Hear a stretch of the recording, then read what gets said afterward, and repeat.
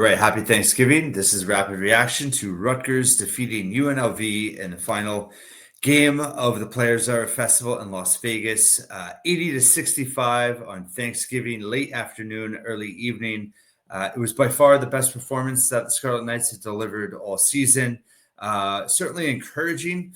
UNLV is not a very good basketball team. These were unfortunately probably the last two teams in the tournament, 17 and 18, just in terms of results, but also just kind of body of work so far. Just mentioning that just for terms of context. But first of all, you have to give Steve Pikiell and Rutgers a lot of credit. They were staring 0-3 in Vegas directly in the face at halftime, down 6. Another slow start for this team. And you have to give them all the credit in the world for getting off the mat and delivering a dominant second half performance. The best they've looked so far, the most connected they've looked so far, the most they've played together as a team so far, just in terms of the way defensively, the way they defended the rim, the way they attacked the glass. You know, that, and I said this in my last reaction to when I talked about Notre Dame and Tennessee, you know, there's only so many things you can control this season, right? We know that NIL is a factor in this roster not being super talented and from a Big Ten perspective, right? But they can control how they play as a team. I'm judging this team. I'm judging Steve Pikiell and the coaching staff on are they getting the most out of what they have? Are they playing with toughness, with an edge, with connected on the floor? Are they playing, with an identity? Right? The identity that Steve Pikiell's teams have played with to success in his tenure at Rutgers. Toughness, rebounding, defense, right? Teams that have overachieved. Can this team claw their way to respectability? Can they be dogs and a tough out in Big Ten play? That's how I'm looking at this right now for the rest of the season. Again, just to preface it for people that didn't hear my last podcast, I'm not saying this is an acceptable expectation for year 10. It's not, but I'm not just going to, rant every recap about how this team's ceiling is so low. I'm looking for them to get the most out of what they have. And the way they played in that second half, the way they played against Notre Dame in the second half, and then playing the way they did against UNLV in the second half is certainly encouraging. And it shows that, in this game, this team played with heart. They play with guts. And that's as Rutgers fans, I mean, that's what we want to see. We want to see a team we can be proud of. And that's the way they played in the second half today. They were dominant, outscoring UNLV 46-27 in that second half. They came out on an 11-0 run to start the second half, which was just exactly what they needed. I'd be curious to hear what Steve Pikiell's message was to this team at the half, but they certainly responded. Dylan Grant coming out and being assertive, scoring, 3 buckets in that 11-0 run. I thought they got overall Grant, I thought played, relatively well. He's been their most consistent performer all season and is starting to develop from behind the arc. It was just 1 of 6 tonight, but I like the shots he's taking from there. I think, Rutgers did a good job of kicking out for threes tonight, getting a little bit more penetration than they have. I thought UNLV's defense, to be honest, was pretty bad. But I thought Rutgers took advantage at times and looked for driving lanes and were able to, I think, be a little bit more strategic in how they attacked them.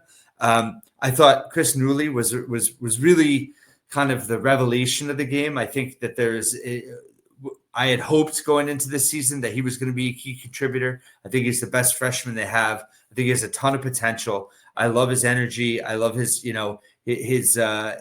length, his ability, I think, to bring this team much needed energy. And he brought it. And in that second half, he gave them a spark. He gave them a spark. It's not just all about stats. Overall, I mean, in the game, he had, 6 points, 4 rebounds. He was perfect from the foul line, 4-4. But I thought that just the way in which he played, he was hard-nosed. He got a loose ball at one point early in that second half that kind of helped keep a drive alive, a possession alive. And I just really liked what they got from him. And then also Buchanan. I mean, I think that spot, Badalau and Zerno, I don't even think they played in the second half at all in this game. And I think you just saw the energy in which, second half minutes, just looking that up here. That's not what I wanted. I'm on the wrong team there. Let's see. Here's we go. Rutgers, second half minutes. In terms of what they got from Buchanan and Newley versus Badalau and Zerno. Badalau did not play in the second half. Neither did Zerno. But Newley got 14 minutes and Buchanan got 11. 13. 13 and 10. I was looking at their plus minus, which is really high in this game. But Buchanan gave him 15 second half points on 5 of 7 shooting, 2 of 3 from 3, 3 of 4 from the line, couple boards. A really strong performance from him. He is a smart basketball player at times. He was able to get to the rim. He is, I think, of anyone on this roster right now, probably their most effective guy that can get off the bounce and get to the rim. I think that's the biggest concern for this team moving forward, is that they don't have a true point guard that can get to the rim and create offense. And everything is going to come hard for this team offensively. But Buchanan is the guy that can get to the rim, get to the foul line. He's done that consistently in his career. He was really effective tonight. He also had a couple big threes. So I thought Buchanan and Woolley, I thought both of them gave this team a dynamic and an edge, energy that they desperately need. And I think that starting spot on the wing where Badalau's been starting, I think you're looking at Buchanan and Woolley having an opportunity here to kind of be that platoon at that spot, maybe even on the court at times at the same time, which they were a little bit tonight. But I think that Rutgers needs those guys. They need their athleticism. They need their hard-nosed defensive ability. I'm really high on both those guys. And I thought, if anything, yes, we're going to get to Agbole, but I just thought that those two guys took a step forward in this tournament in Vegas, and specifically tonight, in which they can give this team something and they can be key rotational players.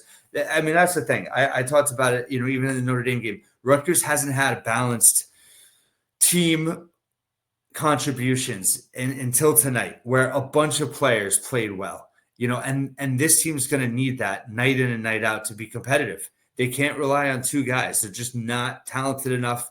They weren't talented enough last year when they had, 2 top 5 lottery picks. You need a team effort. You need a supporting cast. And tonight they definitely did. Just going back to Agbole, I mean, he was dominant in this game. He certainly looks much improved. Certainly gave this team much needed presence inside. They're going to need it. They're going to need it moving forward. But he really was dominant in all ways. 21 points on 7 of 12 shooting, 7 of 11 from the foul line for him, which is pretty good. 13 boards, 5 offensive, 2 blocks in 29 minutes, was plus 12. Really was just a man amongst boys in this game. And UNLV still outscored Rutgers in points in the paint, but Agbole gave this team a lot tonight. Dominate performance, both ends of the floor. I thought, his ability to disrupt shots really created havoc for UNLV, especially at the start of that second half. Him and Woolley, their interior defense was big in the start of that second half that got Rutgers kind of just changed that game, got that 11-0 run going, and Rutgers really never looked back in this game after that. I think in terms of the backcourt, Francis and Davis, they were solid enough. Tariq Francis, just 3 of 7 from the floor, but 4 of 4 from the foul line, 11 points, 2 assists, 2 boards, 2 steals, just a turnover. He was plus 14. And then JaMychal Davis, a quiet but assertive. Well, that doesn't make sense. It's Thanksgiving. I'm tired. A quiet but steady performance for JaMychal Davis, a team high plus 21, plus minus of 21, 6 points on 2 of 4 shooting, but had 6 assists and 4 rebounds, just 1 turnover in 32 minutes. Again, he's the leading minutes guy in this team. He's providing some stability, and we've seen it in the past. His ability, high assist to turnover ratio, 6-1 tonight was exactly what they needed. Rutgers took care of the basketball in a big way in this game, just 10 turnovers. Overall, in terms of, I still don't think they pushed the pace enough. Just 9 fast break points in this game, but they were really able to break down UNLV in the half court, and they had a zone, and ball movement was pretty good. They were able to pick their spots. I thought awareness to find shooters and kickbacks, kickouts were there tonight, much more so. So it was just it was a smarter performance. I thought, listen, they still took a lot of mid-range shots. 40% of their shots from mid-range. They had a couple, Francis had a nice pump fake on a three, then took an 18-footer, nailed it. Somebody else did that as well. I'm not going to complain about those shots. It was more kind of like when they take some out-of-control shots, when they're driving to the rim, and they, don't get all the way to the rim, and they take fadeaways or contested shots. They made some tough shots tonight, and that was huge, but that's a lot to ask for a night in and night out. And I just think, again, getting to the rim is so key. Credit to them to getting to the foul line tonight. That was a huge swing in this game. They made their first 9 free throws in the second half, which was huge. They were 20 of 36 for the game, 77.8% from the line. They were 22 of 27 in that second half, 81.5%. Francis was 4 of 4, Davis 2 of 3, Dylan Grant 6 of 8, Ebole 7 of 11. Lino Mark 2 of 2. He also, I like the way he played off the bench in this game, especially in the second half. He might be able to get in that rotation now. Again, don't love the idea of 3 6-foot guards in Big Ten play, but I thought Mark showed them something tonight as well. And then Buchanan was 3 of 4, and Woolley was 4 of 4. So really solid effort from them from the foul line, just in terms of what they, what they were against UNLV. I mean, on the foul line, UNLV just 16 attempts, 10 makes. So they were plus 18 on the foul line in terms of makes from the free throw line tonight. That was huge. Just 4 of 16 from 3 for 25%. Not great. Not enough attempts either. But overall, 42% from the floor held UNLV to 40%. Also, UNLV just 5 of 22 for 23%. Shooting only 29% coming into this game. But certainly, I thought their defense was much better tonight. It's just way more connected on the court. And they played with energy. They played with toughness. They played with a passion tonight. They looked like they wanted it more, finally. And, I think they got some hunger in that Notre Dame game. That second half, they played Notre Dame very tough. They just put themselves in such a hole in that first half. And, just in terms of UNLV, not a great team. They flipped spots in KenPom bases tonight. Rutgers moving up 17 points to 123. UNLV going backwards 17 or 18 spots all the way to 134 now. But certainly the best win of the season for Rutgers, the best performance for Rutgers so far. And I think it was critical to not go 0-3 in Vegas. You got blown out by Tennessee. You had a terrible first half against Notre Dame. You had a very good second half against Notre Dame. You had a bad first half against UNLV, and then you came out and finally put it all together for a dominant win, a 15-point victory. Now you have, in terms of KenPom, you're playing the top 2 teams in KenPom back-to-back this coming week. Purdue at home at number 2. They're actually number 1 in the country in the AP poll, number 2 in KenPom. And then Michigan, who absolutely obliterated teams, became the first college basketball team in history. And I can't remember who cited this. I saw it on Twitter from some reputable college basketball writer. It's out there from multiple sources now. But the first team, this crazy stat, first team to beat back-to-back ranked teams by 40 points or more. They absolutely destroyed Gonzaga on Wednesday, and they just look locked and loaded. Rutgers projected to lose that game by 26 in Ann Arbor. That's next Saturday. On Tuesday, they host Purdue. So they're going to have a few days off here to regroup. But I think this team is a lot closer to figuring things out just in terms of what they can be. Again, I'm not saying that this team is a revelation, is going to be, competing for a winning record in the Big Ten play. I'm not saying that. But be the best version of yourselves that you can be. Play with purpose. Play with an identity. Have some strategic mindset out there, And I thought that they finally showed signs of that in this tournament against Notre Dame, and then most importantly, in that win against UNLV. I thought, in terms of the rotation, you're seeing it kind of shake out now in terms of, if Ebole, listen, I'm impressed with how he's learned to not foul as much. I'm a little concerned that might rear its ugly head in Big Ten play. But if he can play with this type of edge, his willingness to rebound and do the dirty work inside, and he could stay on the court, he is showing signs of getting better. And that would be key. Dylan Grant is a rock for this team. They need him. I think Francis and Davis, can they provide some stability? I think that they've been hunting steals more in Vegas, which is much needed. Was not happening prior to Vegas. Again, I'm a little concerned about them going up against bigger but equally fast guards in Big Ten play. But I feel like they are definitely going after the ball more for steals. Rutgers has to force turnovers moving forward. They have to get out and run moving forward. They have to kick out and hit some threes moving forward. They can't fall in love with the mid-range of Big Ten play because it's just going to lead to inefficient offense.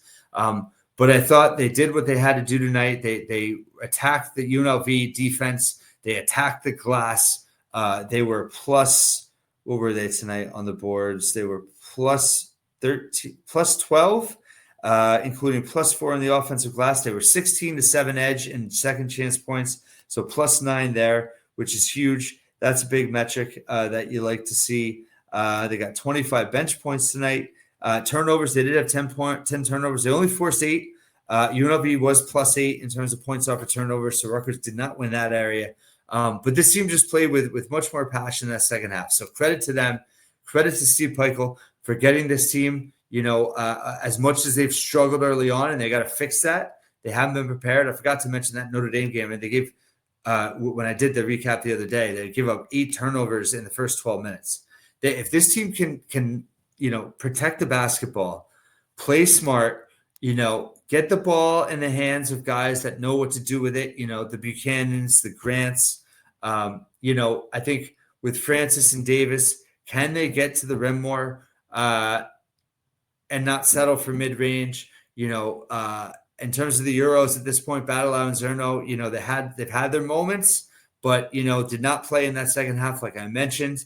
Woolley is really intriguing moving forward for this team. Igbole, it's going to be a work in progress, but this team shows signs of life, and that's what we need to see, especially after that Connecticut State loss, Central Connecticut State loss, the blowout to Tennessee, the miserable first half to Notre Dame. Up until that point, Rutgers are giving you nothing to be hopeful for. And now, they're starting to show signs of coming together. It's taken a while. They need to wake up big time. There is no tougher week for anyone in college basketball coming up than Rutgers against Purdue and Michigan. No one expects them to win. But, hey, can you give the RAC faithful, a fun ride on Tuesday and give the Boilermakers all they could handle? We've seen lesser teams at Rutgers, give good Purdue teams all they can handle before. Thinking of that Corey Sanders team that almost beat Purdue at the RAC and then almost beat them at the Garden in the Big Ten tournament.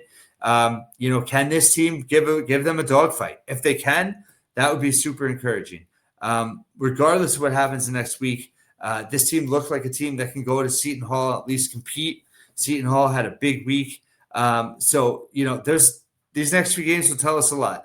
Maybe they won't amount to wins, but if this team can hang and play together and be connected on the floor, and punch back, that'll show us something. So happy Thanksgiving to everyone. Happy that Rutgers ended Vegas on a positive note and we're able to get the big win on Turkey Day.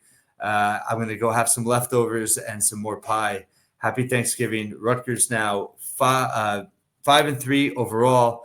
Get the win in Vegas and head home for the hardest week in college basketball. Thanks so much for listening and watching once again.